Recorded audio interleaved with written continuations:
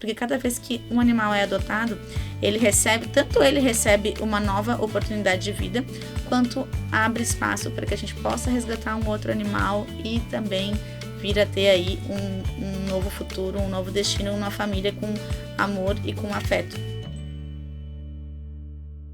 Oi pessoal, boa tarde, tudo bem? Hoje a gente está no podcast Além do Abandono com uma convidada super especial. Para quem não acompanhou as gravações anteriores, o nosso podcast é do projeto de extensão em Direito Animal da Universidade Unicesusk, em que a gente convida especialistas no assunto da proteção animal para tratar desse tema tão relevante, não só para o Brasil, mas como Santa Catarina e Florianópolis. Hoje a nossa convidada é a delegada, a doutora Marjorie Adorian Valcarege, né? Delegada de polícia desde 2016, com um currículo maravilhoso, muito especializada, trabalhou na comarca de Porto Belo, Camboriú, Bombinhas, Urubici e São José, está à frente da Delegacia de Proteção Animal aqui de Santa Catarina, que é exemplo para o Brasil como uma delegacia qualificada, tem mestrado em Direito pela Universidade Federal de Santa Catarina, 3 especializações em Direito Penal, Processo Penal, Gestão de Segurança Pública e Investigação Criminal Aplicada e Gestão de Pessoas. Ou seja, uma pessoa extremamente gabaritada para estar fazendo esse trabalho tão importante aqui no nosso estado.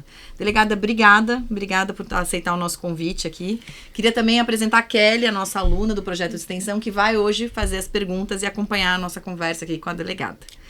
Obrigada, viu? Obrigada por você ter topado o nosso convite aí. Eu que agradeço, professora Gabriela, Kelly, pelo espaço, né, pelo convite, em um ambiente tão importante aí de fala e de troca de conhecimento, que é o ambiente acadêmico. Obrigada. Obrigadão. Delegada Marjorie, desde 2016 na polícia, eu gostaria de saber como foi a tua trajetória para chegar na causa animal. O que te motivou a chegar nesse ponto? Até isso é um ponto legal, né? Você trabalhava na Delegacia de Polícia da Mulher, né? E aí foi criada animal e você migrou. Se puder contar pra gente o que aconteceu. Foi essa migração aí diária? Então, ao longo aí desses 10 anos já de carreira, né? Eu passei por diversos tipos de unidades policiais, tanto unidades diárias, delegacias diárias, que são as chamadas clínicas gerais, onde a gente atende todos os tipos de crimes, quanto as especializadas. E essa experiência que eu tive na delegacia, na verdade é DPCAM, na época era essa nomenclatura, criança, mulher, adolescente e idoso. Então, ali eu fiquei por quase 4 anos, eu recebi o convite na época para assumir aquela unidade policial quando eu estava em Urubici, porque eles gostariam de ter ali uma delegada mulher à frente dessa especializada. E foi uma oportunidade de grande crescimento no sentido de atuação em rede profissional. Por quê? Porque os assuntos são bastante similares. Quando nós tratamos com grupos vistos como vulneráveis, a exemplo desses atendidos em unidades especializadas, só um inquérito policial, só uma apuração criminal não é suficiente para resolver aquele problema e para mudar a dinâmica de vida daquelas pessoas. É necessário uma atuação em rede. De nada adiantava apenas uma medida protetiva, um inquérito policial, um processo judicial envolvendo uma mulher, se aquela mulher não tivesse, por exemplo, uma ONG, um local para levar os seus filhos, uma oportunidade de trabalho, uma oportunidade de educação, enfim. Então, pegando só esse exemplo, né, assim como todos os outros grupos, a exemplo dos adolescentes em conflito com a lei, onde nós tivemos ali alguns projetos de cunho esportivo, para que eles tivessem outras referências de líderes. Os próprios idosos, nós desenvolvemos projetos também de atendimento, em especial na época da pandemia, porque eles ficaram muito isolados, enfim, em razão daquela condição de saúde. Então, nós precisamos pensar em soluções fora da caixa, né? Para que a gente conseguisse, de fato, impactar a vida daquelas pessoas e trazer novas oportunidades de vida. E surgiu a ideia da Delegacia de Proteção Animal quando eu estava lá, porque nós trabalhamos nas especializadas e nós concorremos também aos plantões policiais. E eu lembro que era um feriado de 7 de setembro. Eu estava de plantão. Feriado. Eu estava de plantão e era um sábado, assim, era um feriado de sol. E teve uma ocorrência de maus tratos animal. Eu sempre gostei, sempre tive animais, minha família, enfim, mas nunca tinha atuado diretamente, né, profissionalmente nessa área. E aí eu lembro que vieram para unidade, para a central de plantão policial, 4 pessoas se disponibilizaram a serem testemunhas de uma situação de uma agressão a cão. E aí aquilo me chamou a atenção, né? Aquele clamor social, porque é difícil, ninguém quer se envolver, enfim, quando acontecem essas ocorrências. E aí me chamou a atenção e na época eu comentei com a minha diretora, a doutora Michelle, e falei, realmente a sociedade clama por uma melhor resposta a esse tipo de crime. A Polícia Civil precisa olhar para isso, a gente precisa especializar esse nicho de atuação. Ela falou, coloca no papel. Aí eu montei o projeto da unidade especializada, isso foi final de 2022. E aí, com as mudanças ali de gestão, nós conseguimos colocar em prática. Em março de 2023, nós iniciamos a primeira delegacia especializada em proteção animal do Brasil, do estado de Santa Catarina e do Brasil também. Então, começou dessa forma, com esse olhar, né, de rede, né, de necessidade de atuação em rede, porque dos animais é da mesma forma, né. Mas até ali você não tinha sido protetora em nenhum momento, nada? Diretamente, você tinha tua relação com a casa, com questão animal, mas... Eu atuava, assim, vamos dizer, de forma autônoma, não participava de nenhuma ONG, enfim, mas se eu encontrasse um animal perdido na rua, um animal em condição... Eu ajudava, sempre ajudei, sempre gostei, mas eu nunca tinha atuado diretamente, assim, na proteção animal. Que legal. E como é que é essa rotina hoje dessa delegacia? O número de casos que se atua? Claro que não dá para ter um número exato, né? Mas pra gente ter uma ideia da atuação dela hoje. Se você quiser fazer uma média, né? De número de casos, de quantidade. Quais são os mais frequentes também? O que mais chama mais atenção, assim, pro pessoal de casa entender? Então, inicialmente, a DPA ela funcionou como um projeto piloto, atendendo toda a Grande Florianópolis, né? Então, são os 13 municípios que compõem a Grande Florianópolis. E aí, justamente para nós conseguirmos estabelecer protocolos de atuação que fossem aplicados às diferentes realidades de acordo com as condições de cada município. Desde a capital catarinense, que a gente tem aí uma DBEA, tem agora um hospital veterinário, até, por exemplo, Anitápolis, que não tinha absolutamente nada em termos de serviço público com relação à causa animal. Então, feito esse trabalho ao longo de 1 ano e 4 meses, serviu como um projeto piloto para o estado de Santa Catarina. Vimos que deu certo, né, a forma de atuação, e foram criadas, então, outras 2 unidades especializadas. Além da capital, nós temos hoje DPAs em Joinville e Blumenau, que são especializadas na proteção animal como um todo. Por quê? Porque inicialmente nós atendíamos apenas situações de animais domésticos, e eu entendo que foi uma correção institucional importante, porque nós precisamos olhar para todos os animais. Então, hoje, para fins de padronização de atendimento das especializadas, nós atendemos a todos os crimes contra a fauna, ou seja, atendendo todos os animais, fauna silvestre, doméstico, domesticados, enfim. E também a contravenção penal de omissão de cautela, que antes também ficava a cargo das delegacias de área. Então, houve ali uma mudança nas atribuições, hoje atuamos apenas na capital, né? Mas para que aquelas outras cidades que eram atendidas e também as demais cidades do estado de Santa Catarina não ficassem desassistidas em termos de atendimento especializado, foi desenvolvido um curso, que eu também ministro essas aulas na nossa academia de polícia, que ele é um curso EAD, de forma que nós conseguimos alcançar aí os policiais civis de todo o estado, onde é explicado esse protocolo de atuação, como abordar o crime de maus tratos, enfim. Porque o crime de maus tratos, ele exige um olhar diferenciado. Por quê? Porque como nós falamos juridicamente que ele é um tipo penal aberto em branco heterogêneo, porque ele é complementado, né, por uma resolução do Conselho Federal de Medicina Veterinária que traz aí uma série de comportamentos que podem caracterizar maus tratos. Por que eu falo podem caracterizar maus tratos? Porque quando nós falamos em direito penal, a gente também tem que analisar o elemento subjetivo, que é o dolo ou a culpa, ou seja, aquela intenção de maltratar um animal. Por que isso, gente? Porque muitas vezes, algumas situações, por questões culturais e por uma falta de orientação daquele tutor, daquele animal, não caracteriza ali uma vontade de maltratar. E a gente consegue resolver isso ainda na esfera administrativa. O principal exemplo, um animal preso na corrente. Eu fui criada vendo a minha avó deixando cachorro preso em corrente, e aquilo era natural, ela amava aqueles animais, mas não se falava tanto nisso. Sim. E que bom que hoje a gente fala, que bom que hoje nós discutimos bem-estar animal. Então, qual é a nossa primeira abordagem? Em apoio com os órgãos de fiscalização municipal, existem esses protocolos de atuação que são adotados não só em Florianópolis, em Santa Catarina, mas a nível nacional, que foram desenvolvidos inclusive por profissionais médico-veterinários. Em apoio com eles, em um primeiro momento, a gente faz uma atividade de orientação administrativa, né? E aí, se há necessidade de ajustar algum comportamento, isso é feito na esfera administrativa.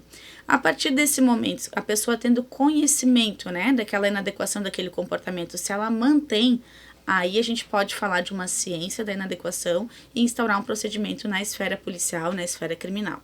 Sim. Então, os mais comuns, assim, que nós percebemos no dia a dia, muitas vezes é negligência nos cuidados, ambiente, né, inadequado, confinamento, corrente, situações de abandono, infelizmente, né, hoje a gente ainda tem muitas situações de abandono. Se você tivesse um levantamento, desculpa te interromper, de a cada 10, assim, quanto que seria abandono? Muito? De cada 10, eu acredito que... Olha, chutando aí, não tenho esse número especificamente, claro, mas uns 4. É bastante. Infelizmente, então. nós temos, principalmente na época ali de final de ano, das datas comemorativas, de veraneio, porque muitas pessoas vêm residir no nosso estado, é um estado turístico, né? E acabam indo embora, e aí não tem como levar o animal, enfim. Deixa o cachorro como se e fosse aí deixam pra... exato. Uma parte da casa, né? Exato. Eu, particularmente, é o que mais me incomoda, porque eu não consigo entender, né? E ainda também, quando o cachorro, principalmente, né? O gato é mais difícil. A gente tá usando o cachorro, mas o gato é mais difícil de passar por esse processo, né? E é um animal também que é mais difícil de você conseguir caracterizar, porque como ele é um animal que muitas pessoas permitem que ele viva solto, né? Às vezes você vê um gato solto na rua, você não sabe se é um animal que tá passeando, se é um animal que foi abandonado. Sim. Vai depender muito da análise de cada caso, lógico, mas o cachorro é mais fácil de a gente identificar uma situação de abandono. Então, muitas vezes quando o animal fica idoso ou então com algum problema de saúde, que é quando ele justamente necessita de mais cuidados, mas às vezes envolve também a questão do gasto, as pessoas acabam abandonando, né? Só que hoje também não tem mais essa desculpa, porque agora também tem hospital veterinário gratuito aí que tem que funcionar, né? Você entendeu que depois da criação da delegacia, que a gente estava falando em números, né? Aumentou a média, a frequência? A gente não precisa ter um número exato, que eu imagino que é difícil ter, né? Isso é um levantamento que eu imagino que seja anual, mas o número de casos aumentou muito depois da criação da delegacia. Você acha que a criação da delegacia fez com que as pessoas tivessem mais consciência do que estava acontecendo? Sim, com certeza. Em um primeiro momento, nós percebemos um boom de denúncias, né? É normal isso quando se cria uma unidade especializada. E é justamente o que a gente espera. Se fala mais nesse assunto, se confia mais no trabalho da instituição policial, então é natural que ocorra esse aumento de registros. E depois, passado um tempo, com a conscientização da população até sobre a atuação policial e que aquele crime não está sendo tolerado, a gente espera justamente uma redução nessa curva, que é o que a gente tem vivido nesse momento. Hoje nós temos já uma redução dos números que nós tínhamos inicialmente. E é o resultado que se espera com a criação de uma unidade especializada. E nós percebemos, inclusive, até é bem bacana isso, nós divulgamos muito o nosso trabalho, e quando as pessoas registram a ocorrência, elas já colocam exatamente nos termos que a gente divulga ali as ações, né? Sobre o que caracterizou, enfim, por que elas entendem que aquela situação que elas estão denunciando é maus tratos. Boa. E aí nós conseguimos perceber que realmente esse conhecimento está chegando e a gente está conseguindo aí fazer uma diferença social. Delegada, você está falando aí sobre parte da população entrar em contato, fazer a denúncia. No que ela pode auxiliar? Tipo assim, como que ela pode... O que ela precisa fazer para que a ocorrência seja bem registrada e atendida? Investigada, assim, por vocês da Delegacia de Proteção Animal? Qual que é o modus operandi adequado, né? Se a gente pudesse dizer para a população, né? Melhor como forma, que ela pode né? agir para que a denúncia dela seja bem feita, para que vocês possam investigar com clareza. Então, nós temos vários canais, né, que as pessoas podem formalizar uma denúncia. O principal deles que a gente orienta é o boletim de ocorrência virtual, né, que a pessoa entra no site da Polícia Civil, é super fácil, é bem intuitivo, e faz ali a formalização do registro de ocorrência. Nesse, a pessoa se identifica, então muitas pessoas preferem não registrar dessa forma. Depois eu vou explicar por que eu entendo que essa é a melhor. E ali ela faz toda a narrativa da forma mais completa possível. Mas ela é obrigada a se identificar Nesse, né? Sim. Mas nós temos outros canais que também, através do site da Polícia Civil, é possível verificar ali, que é o Sistema Único de Denúncia. Que daí tem o canal 181, que é uma ligação, e tem o WhatsApp da Polícia Civil. Ali a pessoa não precisa se identificar, pode enviar mídias, imagens, vídeos e tudo mais. Por que a outra situação do boletim acaba... Não digo que uma vai ser investigada e a outra não, mas você ter com quem falar quando você está investigando uma situação sempre ajuda, porque muitas vezes as pessoas colocam o endereço errado, não especificam muito bem a situação. Então, quando a gente tem um contato, é bom. E até porque, gente, eu sempre explico algo. Uma coisa é denunciar uma situação e outra coisa é a Polícia Civil conseguir comprovar. Um exemplo, agressão de animal. A agressão muitas vezes não deixa uma marca física, né? A gente sabe, principalmente cães de grande porte, por exemplo. Aí o vizinho ou outra pessoa, enfim, uma testemunha, né? Mas nunca escuta, viu. Enfim, E aí faz uma denúncia de forma anônima, mas a gente não tem ali uma imagem, a gente não tem uma testemunha, porque a pessoa registrou de forma anônima. Vamos lá verificar, o animal não apresenta nenhuma lesão, a gente conversa com as pessoas e ninguém quer depor. Então, assim, a gente precisa dessa colaboração da sociedade no sentido de mandar essas provas, né? Porque se consegue, claro, sempre resguardando a sua segurança, registrar uma imagem, gravar um áudio, um vídeo, isso facilita muito o trabalho investigativo e probatório que nós precisamos para poder caracterizar ali o crime e responsabilizar as pessoas de forma adequada. Delegada, você falou agora sobre os procedimentos. Eu gostaria de entender melhor qual seria a diferença entre o boletim de ocorrência, o inquérito policial e o que realmente leva a uma ação penal. Claro. Pode falar um pouquinho? Então, o boletim de ocorrência, na verdade, ele é a forma de entrada de uma denúncia, lato sensu, vamos dizer assim, né, na Polícia Civil. Então, depois que tentou lá conversar com aquele vizinho, que não deu certo, né, tentou orientar ou, enfim, não quer se expor, é a forma que chega uma situação, uma notícia de um crime à Polícia Civil. Quando nós recebemos essa informação, feita uma verificação preliminar de informações, se a gente constata ali que existe um mínimo de indícios, né, de autoria e de materialidade de crime, que é como nós falamos juridicamente, aí é instaurado um inquérito policial, quando envolve cães e gatos, em razão da pena máxima ali do crime. Aí nós instauramos um procedimento policial, onde vão ser ouvidas as pessoas envolvidas, onde vão ser coletadas todas as provas, onde é interrogada a pessoa suspeita, com direito de ficar em silêncio ou não. E ao final desse procedimento policial, aí o delegado de polícia, no meu caso a delegada, né, vai fazer um relatório e vai decidir pelo indiciamento ou não daquela pessoa. O que é um indiciamento? É quando a gente entende que existe, sim, um feixe de indícios aí que é convergente para a autoria daquela pessoa. Quando eu entendo, não, realmente eu acho que aqui tem indícios de que essa pessoa cometeu esse crime.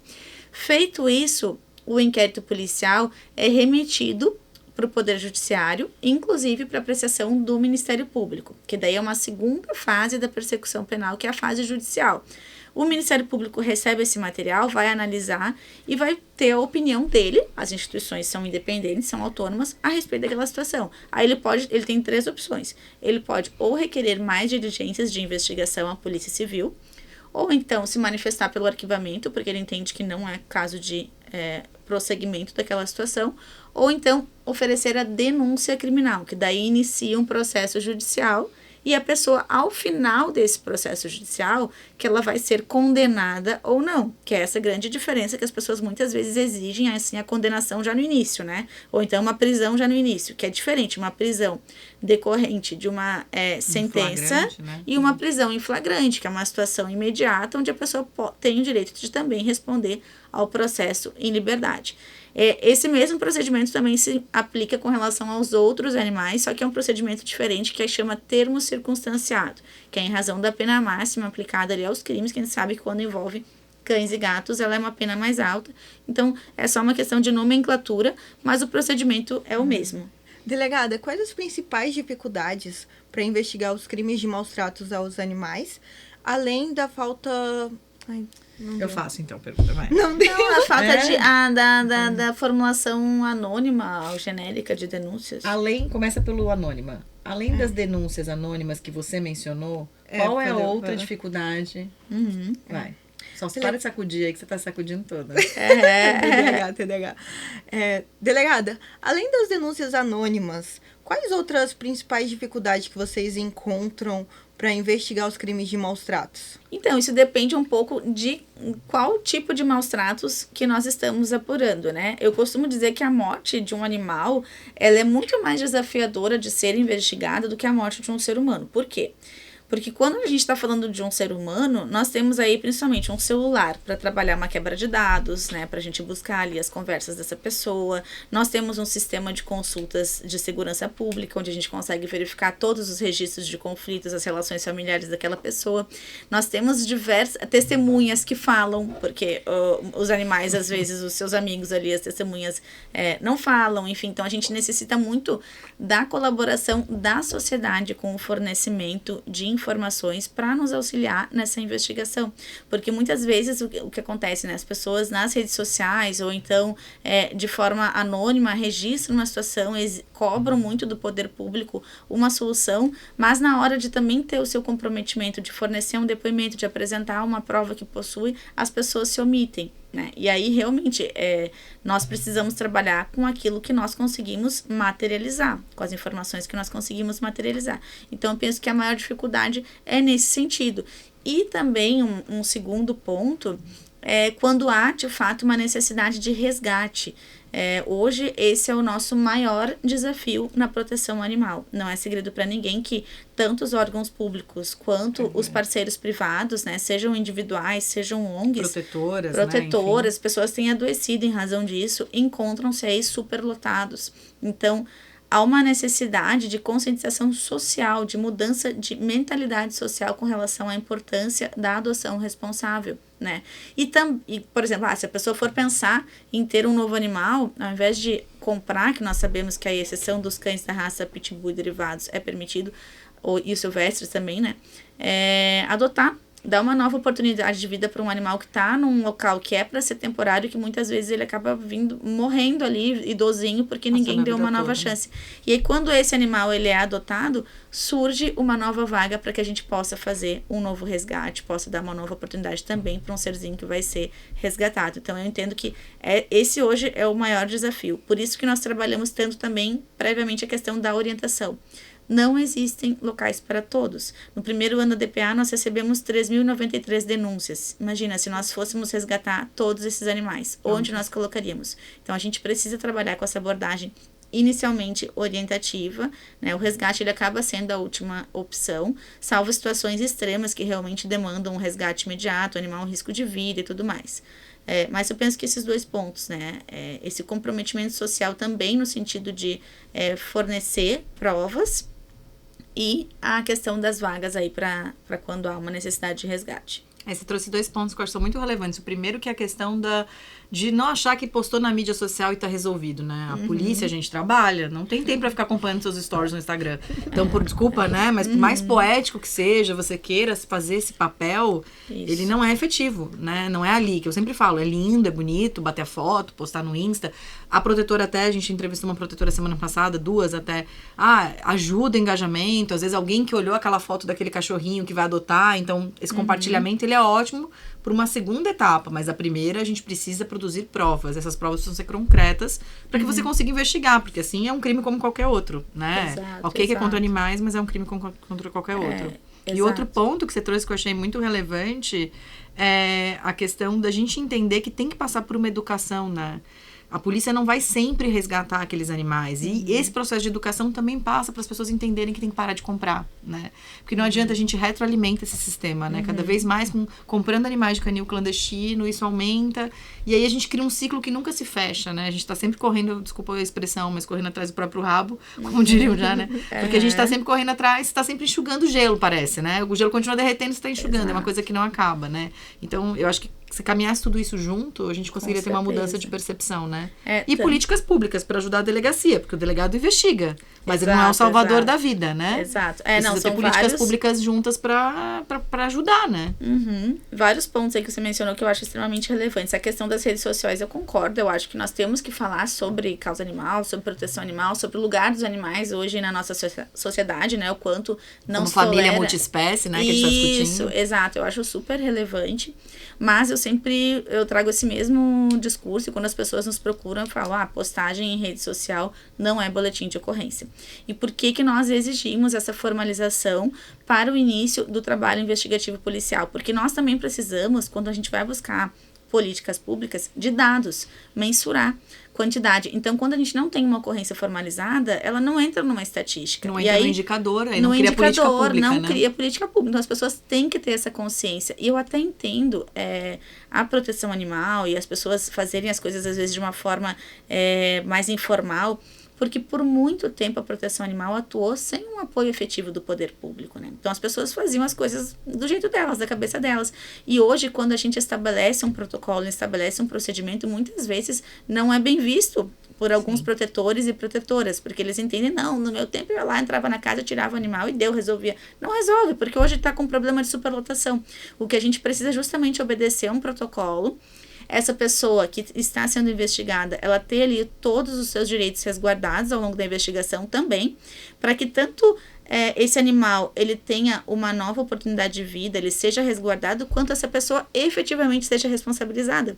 Porque se nós não seguirmos a legislação, não tem como aplicar. Né? Então, e aí as pessoas não vão ser responsabilizadas e a gente nunca vai conseguir uma melhoria efetiva. Em termos de conscientização social, nós temos um projeto na delegacia que chama DPA nas escolas. Até amanhã eu tenho uma escola agendada. Que bacana. Nós vamos lá conversar com as crianças, né?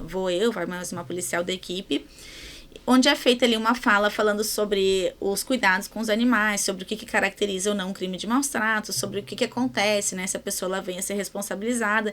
A gente traz a questão do animal, quando ele é resgatado, legal, que ele fica guardando pela adoção, justamente para a gente começar a plantar essas sementes de conscientização nas crianças, que são os grandes multiplicadores, né, de todo o conhecimento. Essa criança, ela chega em casa e ela fala para os pais, para os tios, para os avós, e esses adultos, que às vezes têm uma mentalidade engessada, quando algum outro adulto chega com essa narrativa, quando ele vê uma criança trazendo aquela informação, é diferente, né? Sensibiliza de uma forma diferente. Então, até amanhã nós vamos fazer o lançamento também de um material impresso, um livro infantil, contando uma história de abandono, que infelizmente é uma das modalidades mais comuns, e aí contando toda a historinha do abandono, o que acontece de uma forma lúdica, claro, né? O que acontece com o animalzinho, é o pingo.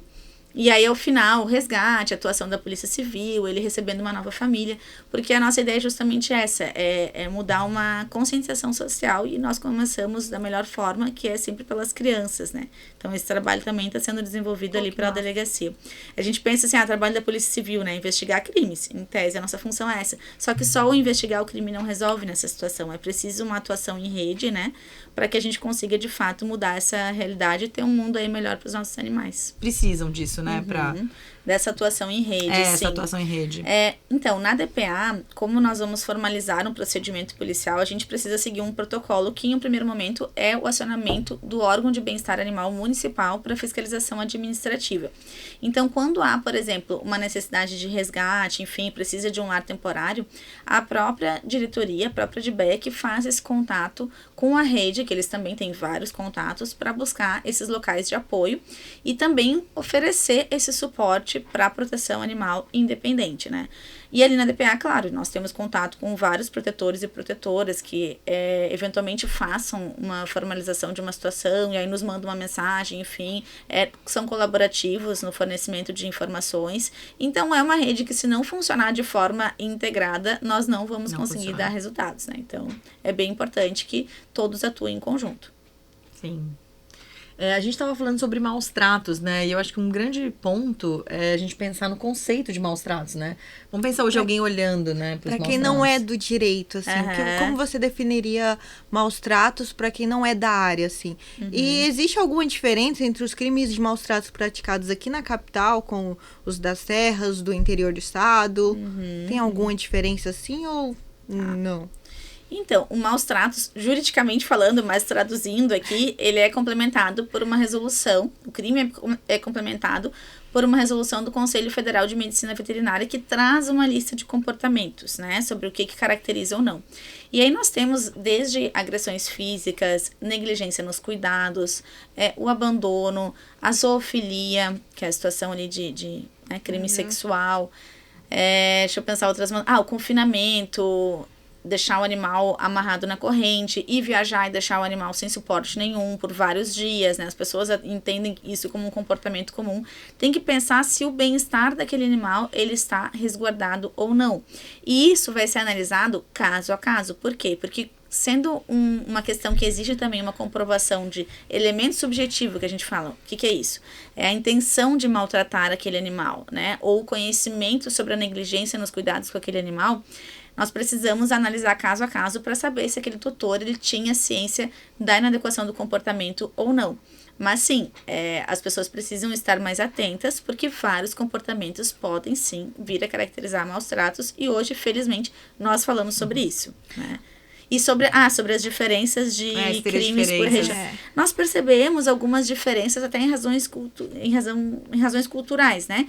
Por exemplo, no interior é mais comum alguns crimes silvestres que nós não vemos tantas denúncias aqui na capital. Nós temos bastante contato com o IMA, que é o Instituto do Meio Ambiente, que também nos auxilia com essas fiscalizações. Que é o órgão ambiental estadual aqui de Santa Catarina, para quem não sabe, né? Isso. Como a gente tem em São Paulo a CETESB, no Rio de Janeiro o INEA, cada estado tem seu órgão ambiental, né? Exato. Aqui a gente tem o IMA. Exato, perfeito. E em seguida manda uma mensagenzinha ali, né? Diz, a gente não temos recebido muitas denúncias. E aqui na capital não é tão comum, por exemplo, silvestres é mais comum no interior. Por exemplo, meu colega que está em Blumenau, lá na DPA de Blumenau, lá ele tinha bem mais ocorrências de animais silvestres, em Joinville da mesma forma. Aqui, por exemplo, no litoral, farra do boi, né? Farra do boi é algo que não vê no interior, mas no litoral a gente, infelizmente, tivemos uma ocorrência agora na costa e durante a quaresma a gente não teve notícia de nenhuma ocorrência de farra do boi. Foi o primeiro ano, depois de muitos anos, né? Nós fizemos no início do ano uma operação bem grande, ali foram 45 indiciados em Governador Celso Ramos, porque nós atuávamos lá inicialmente, então pudemos dar continuidade a uma investigação que já tinha sido iniciada lá. Então, mais de 2 anos aí de trabalho. Conseguimos dar uma resposta bem incisiva. Então, isso depende. A Florianópolis, que é uma cidade bastante turística, ao longo do verão ali, tanto que nós temos a campanha do Dezembro Verde, que é contra o abandono de animais também, nós temos ali um maior número de ocorrências nesse sentido, porque outras pessoas vêm para o nosso estado, para as nossas cidades turísticas, trazem os seus animais, e aí depois da temporada não tem mais o que fazer, deixam o animal aqui, ou então vão viajar para as festas de final de ano, deixam o animal abandonado. Então isso depende de cada cidade, a gente percebe uma diferença em razão dessas nuances. Mas existem várias formas que podem caracterizar o crime. E de todos esses casos que você teve até hoje, qual foi o mais emblemático para você, assim, que te chamou mais atenção? A situação do cão-orelha, né? Essa foi a mais significativa. Por causa da repercussão? Não, por causa do... Em razão da repercussão, foi uma... Porque a gente sabe, né, até desculpa, mas o cão-orelha é só mais um cão-orelha, né? A gente teve na história do direito ambiental da proteção animal vários cães eu já peguei casos, orelha, né? Vou chamar assim, né? Não diminuindo a situação do claro. cão, mas eu já peguei situações de maior gravidade em termos de agressão ao animal, né? E aquele caso ali foi emblemático em razão da repercussão, né? Se criou uma narrativa no início, socialmente, nas redes sociais, criaram uma narrativa no início. E se a Polícia Civil não confirmasse aquela narrativa, nós estávamos ali comprados, vendidos, né? E tudo mais. Então, foi necessário ter um posicionamento mais firme nesse sentido, né? De fazer o nosso trabalho, entregar o nosso resultado. Analisamos todas as provas, houve ali a identificação de um adolescente apontado como suspeito, os adultos foram 3 indiciados por coação. E até essa semana nós tivemos a notícia do Ministério Público que teria sido arquivado por entenderem ali que as provas, né, não eram suficientes, enfim. E outra causa da morte do animal. Até nós optamos por uma questão até de orientação institucional, não vamos fazer nenhum comentário a respeito da conclusão do Ministério Público, nós respeitamos. Até que são instituições independentes, né, e tem que ser respeitado isso dentro do judiciário, né? Exato. E existem, sim, diferenças de posicionamento. Por exemplo, eu posso entender, porque eu também tenho essa autonomia jurídica, que há, sim, elementos e indícios de autoria e de materialidade, e o Ministério Público entender que não. Isso não vai ser a primeira vez e não vai ser a última. Claro que esse caso teve uma maior repercussão, então chamou a atenção, enfim. Mas respeito o trabalho, enfim, da instituição e vamos continuar trabalhando na nossa unidade policial. Mas fora esse caso de grande repercussão, nós tivemos, quando ainda atuávamos em rede, em toda a Grande Florianópolis, um em Santo Amaro, que era de uma protetora. Na verdade, ela recebia os cães de protetores em hospedagem, né? E aí nós recebemos uma denúncia de que os animais estavam lá numa situação deplorável, porque ela fazia também um serviço de táxi pet. E aí as pessoas não iam no local para verificar como que estavam, né? Os protetores resgatavam. Como assim, táxi pet? Ela buscava ela para fazer e levava direto pro local. E ninguém sabia como é que os animais estavam lá. E nós chegamos lá e tava uma situação horrível, né? Tava de muito... Então, às vezes, as pessoas acham que estão ajudando, resgatando e mandando para um local, mas não tem essa preocupação de ir lá verificar como que está esse animal, né? E é isso que eu falo também, muitas vezes as pessoas exigem um resgate imediato com um tutor em razão de uma situação, e esse animal vai para um outro local que talvez seja pior, como foi esse caso. Então, isso me marcou e me abriu os olhos sobre essa importância também de fiscalização desses locais, que às vezes a pessoa, né, e até algumas vezes sem esse dolo, tá? Porque as pessoas na proteção animal, elas se perdem um pouco. Começam a receber animais, receber animais e não conseguem dizer não e se sentem responsáveis por aquilo. Então, é uma causa muito delicada de se trabalhar. A gente tem que trabalhar em rede. Situações de acumuladores, nós sempre vamos com assistência social junto, com um psicólogo junto, porque a gente sabe que aquela pessoa, ela não tem a intenção de maltratar. Ela é uma pessoa que tem uma doença, né? Doença da acumulação. E aí é toda uma abordagem. Se não tiver um cuidado, se tira um animal daquela pessoa, ela pode ter 50, mas se você resgata um sem ter uma orientação, sem ter uma abordagem cuidadosa, as pessoas vêm a cometer até suicídio. Então, a gente tem que ter todo um olhar cuidadoso e cauteloso quando nós falamos aí em proteção animal. Doutora, você trouxe ali a questão dos maus tratos não intencionais, digamos assim. Temos ali o caso de, não vou dormir em casa, vou deixar o meu animalzinho sozinho ali, não tem problema, isso não é maus tratos, eu não tô com a intenção de praticar um maus tratos. Eu vim do interior e lá era muito comum em filhotes de cachorros cortarem as orelhinhas e até mesmo o rabinho. Por uma questão de estética, o animal, principalmente nos pitbull, ficarem mais ferozes, digamos assim. Como isso era muito comum lá, muita gente levava isso como, não é maus tratos, não tô com a intenção, não tô com a intenção de fato de ferir o animal, só quero deixar ele mais bonito. Muita gente não entende que isso é um maus trato, além de deixar os animaizinhos sozinhos. Pode trazer um pouco mais exemplificado essas que muita gente acha que não é maus tratos? Então, esses cortes nos animais para fins estéticos exclusivamente, eles são maus tratos, isso aí é pacífico já. Existe inclusive uma resolução própria do Conselho Federal de Medicina Veterinária falando exatamente sobre os cortes, né? Orelha, rabo e também as unhas nos felinos, né? E são pontos que os animais usam de forma sensorial. Então, isso realmente mutila aquele animal. Então, é bem caracterizada a situação de maus tratos, né? Às vezes a pessoa pode não ter esse conhecimento, mas se vier uma informação nesse sentido e a gente demonstrar que, de fato, houve essa mutilação, caracteriza, sim, os maus tratos. É importante que as pessoas lá da sua cidade já tomem conhecimento, porque se chegar lá vai dar problema. Acho que essa parte das unhas me pegou um pouco de surpresa, até garanto quem tá escutando também, porque tem a questão dos pet shops. Eles fazem esses cortes também. Não, mas é mais em felinos. Felinos que arranca a unha. O pessoal tira, porque o felino, ele fica, às vezes, fazendo as ranhaduras. E tem pessoas que arrancam pra não poder. Inclusive, a gente tem uma lei recente sobre isso, né? Em complementação de colocar piercings em brincos, né? E pintar cabelos dos cachorros, né? Foi promulgada uma lei recentemente dizendo que isso também caracteriza maus tratos. Então, só pra gente entender. O fato de ter um crime que eu preciso comprovar o dolo, a culpa, a negligência, né, a intenção, não tira o fato de que isso é um fato de mutilação, né? Com certeza. Ou fazer um maus tratos. Isso é evidente, né? A gente tá falando de outras situações, né? Até, eu acho que esse é o grande X da questão desse crime, o que torna ele tão difícil da gente penalizar ele hoje na sociedade é isso, é o conceito de maus tratos. Exato. E aí, por isso que a educação é super importante. Quanto mais a gente for conversando e as pessoas entendendo o que é maus tratos, mais a gente evita. Que nem o do passarinho, né? Que a gente tava falando agora, né? Ok, era muito normal antigamente as pessoas terem passarinhos em casa, fauna silvestre, tá tudo bem. Não, hoje tem toda uma regulamentação do IBAMA. Você precisa ter anilha, precisa regulamentar. Não é qualquer pessoa que pode ser resgatando passarinho e colocando dentro de casa, né? Perfeito. Então, não pode alegar desconhecimento. Não pode alegar mais conhecimento, né? A gente tá falando de situações pontuais onde é cabível uma orientação, né? Por exemplo, um animal na corrente, deixado ali, um animal que tá ficando muito tempo sozinho. Isso cabe uma orientação. Agora, existem situações que não. Exemplo de uma mutilação de um animal, uma agressão física. Todo mundo sabe que não pode agredir fisicamente, né?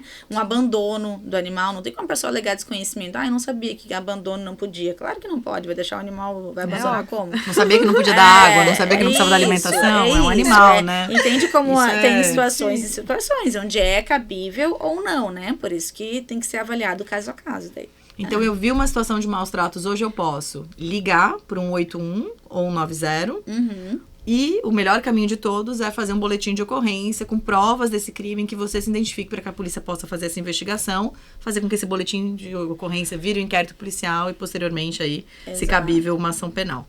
Diante de todo esse cenário, qual que é a tua orientação final como delegada hoje para a sociedade em relação a esse assunto aos maus tratos? A gente sabe que é um tema que está muito na mídia, até por conta do que tem acontecido, né? O cão-orelha é só mais um dos casos. Na semana seguinte a gente teve de alguém que jogou água quente no outro cachorro. A gente tem visto cada vez mais, e aí acho que é um papel da mídia, ela escancara muito mais, né? Torna a gente mais próxima dos fatos, né? Do que está acontecendo. Então, qual seria a tua orientação final, mais importante em relação a esse assunto hoje para a sociedade, para quem está assistindo o nosso podcast? Olha, eu penso que há necessidade de uma conscientização sobre a atuação em rede e também o comprometimento da sociedade, porque é muito fácil, às vezes, as pessoas pressionarem só os órgãos públicos cobrando soluções, não que não tenham que ser pressionados, eu acredito que sim, nós temos que cobrar cada vez mais políticas públicas em favorecimento aí ao bem-estar, à causa animal, mas também um comprometimento tanto no momento de formalizar uma denúncia, de colaborar com a investigação policial, com o fornecimento de provas, tanto no sentido de entender esse fluxo, né? E essa necessidade de, em um primeiro momento, orientar um tutor, que não é todo caso que nós vamos conseguir resgatar de forma imediata, que, quando possível, é melhor até para aquele animalzinho. Muitas vezes aquele animal que está preso numa corrente, ele ama aquele tutor, e aquele tutor ama aquele animal. Ele só precisa de uma conversa para entender que aquilo ali não é o adequado. E, na grande maioria dos casos, as pessoas resguardam o bem-estar do animal e fica tudo bem. Quando não, beleza, aí a gente vai falar de um procedimento policial. E também o principal que eu penso é a questão da importância da adoção animal. Porque hoje nós temos locais superlotados, nós temos animais que passam anos em um ambiente que era para ser temporário. Então, quando pensar em ter um animal, quando uma criança falar em ter um animal, levar essa consciência social sobre a importância de adotar ao invés de comprar. Porque cada vez que um animal é adotado, ele recebe uma nova oportunidade de vida, quanto abre espaço para que a gente possa resgatar um outro animal e também vir a ter aí um novo futuro, um novo destino, uma família com amor e com afeto. Então, acho que isso é o principal, a necessidade de as pessoas exercerem essa consciência social, né? Porque hoje é evidente que não se tolera mais os maus tratos animais, mas a gente precisa que a sociedade como um todo acompanhe essa nova mentalidade para que a gente consiga, de fato, oferecer resultados efetivos, porque de nada adianta apenas eu fazer um indiciamento criminal por maus tratos e aquele animal passar o resto da vida preso em um local que era para ser temporário, né? Porque as pessoas ainda continuam comprando, a gente sabe que na grande maioria dos casos é permitido, né? Exceção de algumas raças específicas e de animais silvestres, mas essa consciência social acho que é o mais importante, né? Que esse movimento aconteça como um todo, né? E não de forma isolada. Que bacana. É só um adendo, você falou ali sobre quando a criança pedia um animalzinho. Muitos pais, não vou generalizar aqui, mas muitos pais dão animais, cachorro, gato, para as crianças como fosse lembrancinha, né? Como se fosse como se fosse uma lembrancinha. Eles não fiscalizam o que a criança está fazendo com aquele animalzinho. E muitas vezes as crianças acabam praticando esse maus tratos, não de forma intencional, obviamente, mas eu acho que é importante conscientizar a população também nesse quesito de não dar animais para as crianças como se fosse um brinquedo, entendeu? Sim. Porque, de fato, é uma vida, né? Tem que ser cuidada, tem que ser preservada, tem os cuidados específicos com veterinário, alimentação, tudo. Então, precisa desse olhar mais clínico para essa situação em específico de pais que dão como se fosse um brinquedo mesmo, né? Com certeza. Animal não é coisa, né? Animal não é coisa. Então, quando a gente fala, uma inclusive, criança vai deixar de ser com a reforma do Código Civil expressamente na lei, pra gente não ter mais dúvida. Exato. Se alguém ainda tinha dúvida, se alguém ainda tiver dúvida, gente, a reforma do Código Civil vai trazer isso expressamente, que no animal não é mais coisa. Exato, exato. E é realmente quando é nesse contexto, né, que uma criança, por exemplo, pede um animal, eu entendo que quando há uma decisão familiar nesse sentido, né, porque é uma decisão familiar, porque a criança, por si só, ela sozinha, é legal ela desenvolver alguns valores ali com relação ao afeto animal, é bem bacana, mas é óbvio que ela precisa dessa supervisão de um adulto, dos pais ensinarem como que cuida, enfim, porque ela sozinha muitas vezes não vai saber. Então, quando há uma decisão familiar, no sentido oriunda de um pedido de uma criança, nesse sentido que eu quis dizer, que optem pela adoção, mas claro, sempre resguardando aí o bem-estar desse animal, porque ele não é algo que vai durar um pequeno período, ele vai ficar anos, né, na vida dessas pessoas. Então as pessoas têm que ter essa consciência, né? Então... Bom, delegada, muito obrigada. A entrevista foi maravilhosa. A gente queria super te agradecer pela participação no podcast. E se eu te pedisse para passar, que eu sempre peço isso para os convidados, uma frase final, assim, que você queria passar de mensagem, né, em relação, como representante aí da DPA, que é tão importante para pro nosso estado e pro Brasil, né, que a gente foi modelo pro Brasil. Pioneiros. Fomos pioneiros. Uma frase? Uma mensagem final que você queria deixar para as pessoas. Que as pessoas não desistam, né, da proteção animal, que todo esse movimento recente aí que aconteceu em prol dos animais, que reverbere e não deslegitime a causa animal por extremismos, e que pensem assim, que tem muita gente boa trabalhando pelos animais, muitas pessoas que querem fazer a diferença, mas se cada um fizer a sua parte, o mínimo, né, que está ao seu alcance, como eu mencionei, a questão da adoção, a questão de às vezes conversar com o vizinho, tá vendo ali uma situação que tá desagradável, as pessoas já querem, no primeiro momento, criminalizar todas as condutas, mas se há um espaço de fala, tentar conversar, tentar ajustar, porque o que todos nós buscamos, independentemente de lados, né, que a proteção animal tem muito isso, é um objetivo comum, que é o melhor mundo para os nossos animais na nossa sociedade, enquanto seres humanos e animais envolvidos. Então, acho que é isso, né? Pensar como um todo e pensar que todos estamos do mesmo lado. É isso. Obrigada, doutora. Obrigada. Doutora.